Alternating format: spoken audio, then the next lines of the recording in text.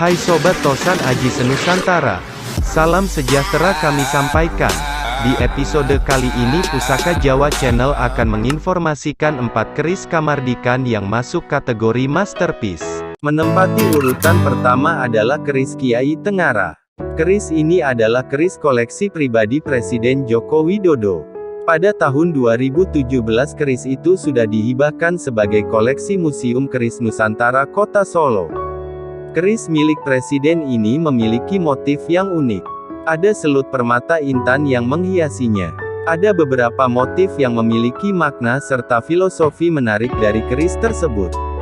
Keris ini memiliki kelok atau luk dengan jumlah 5. Kelok 5 itu bermakna Pancasila dan juga memiliki corak pamor wengkon, yaitu memiliki makna winengku atau pengayoman atau perlindungan. Sedangkan motif warangka keris adalah motif sungging berupa gambar berbagai jenis makhluk hidup.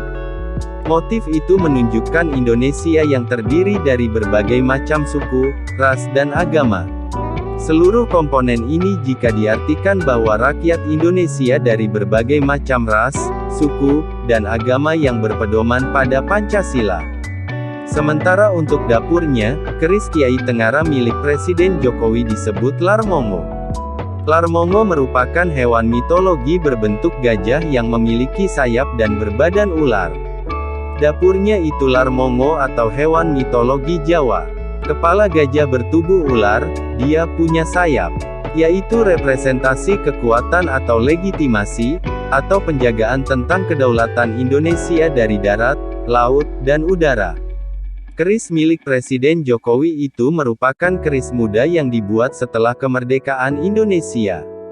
Jadi dinamakan keris Tangguh Kamardikan atau dibuat pada era setelah kemerdekaan. Peringkat kedua ditempati keris Naga Baruna. Keris Naga Baruna adalah keris karya Empu Ki Eka Damar Yudhistira.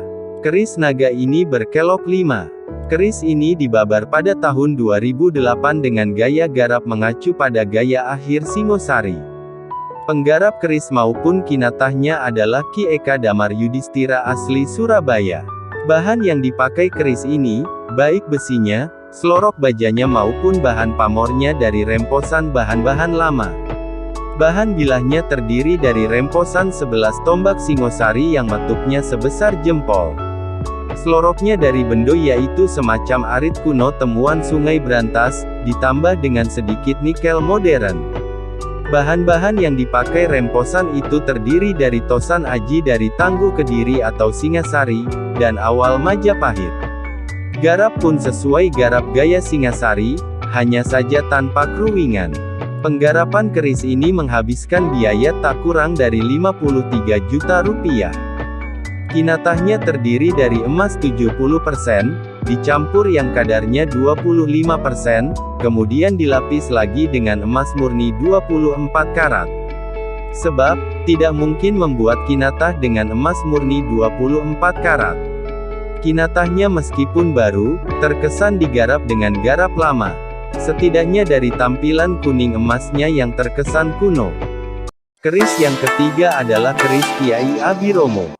Keris berdapur Mundarang ini dibuat di besalan Guloklopo dengan susunan saton pamor berjumlah 17.280 lapisan.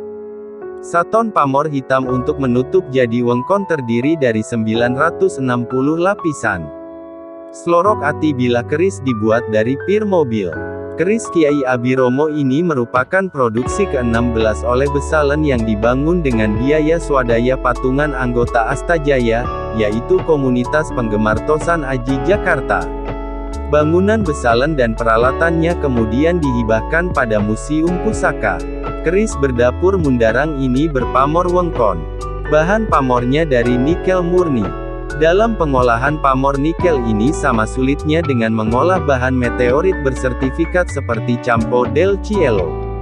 Pembuatan keris ini memakai sistem ditapi atau dibungkus logam untuk ditempa jadi bahan awal pamor.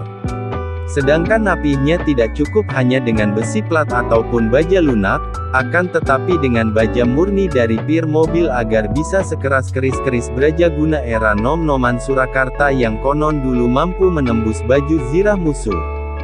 Tidak mengherankan jika pamor wengkon kerisnya, terlihat jelebret seperti meleleh tidak rapi. Hal tersebut lantaran saton pamornya diolah pakai baja murni. Besalan ini sudah sejak 2 tahun silam mencanangkan diri sebagai besalan laboratorium pembelajaran keris. Kini menjadi tempat pembuatan keris satu-satunya di Jakarta yang menerapkan sistem tempa keris seperti yang ditulis di buku panduan pembuatan keris era Pakubuwono, yaitu buku Pendameling Duwung.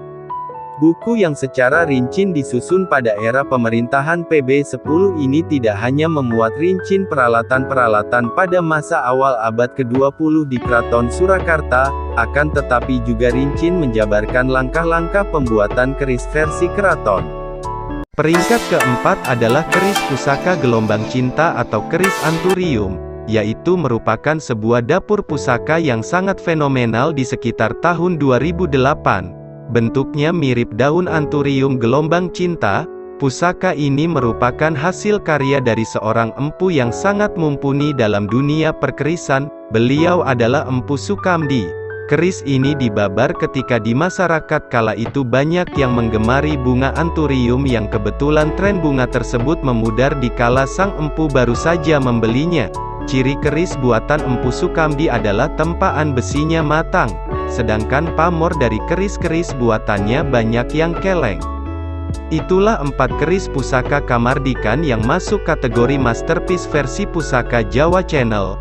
Melihat keris pusaka Kamardikan tersebut, kita menjadi lebih mengerti bahwa keris Kamardikan tidak kalah dengan keris-keris sepuh era kerajaan, baik dilihat dari sisi material bahan, garap dan bahkan nilai histori yang melatar belakanginya. Jadi kita tidak perlu lagi ragu untuk mengkoleksi keris Kamardikan sebagai wujud nyata pelestarian keris sebagai budaya adiluhung bangsa kita.